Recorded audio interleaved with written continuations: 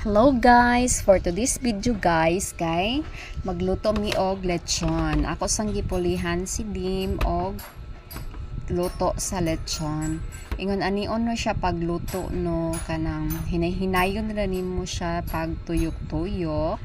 But of course, dapat lagi siya baga sa ubos.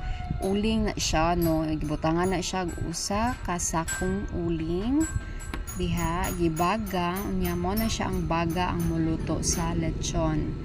So hinay-hinayon lang siya, ikot-ikot lang, dahan-dahan sa pag-ikot para ma-perfect pagkaluto ang ato ang lechon, no, para lami siya kaunon. And then sa tumoy day ana kay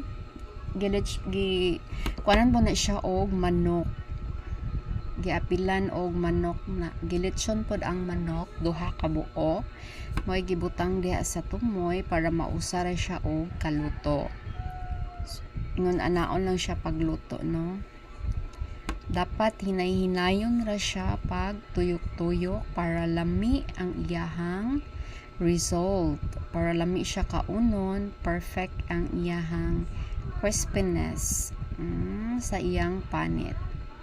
So grabe ka init jud anang panahona, no, kay mga kuan na maguni siya, mga udto na siya giluto. Mo nang init kayo ang panahon, gisamutan pa gyud sa baga, nagaaso-aso na perting inita.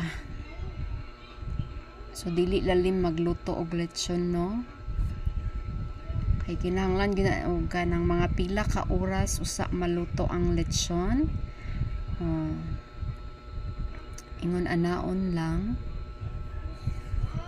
Shout out sa akong cameraman si James, siya ang ga video nako during the pita.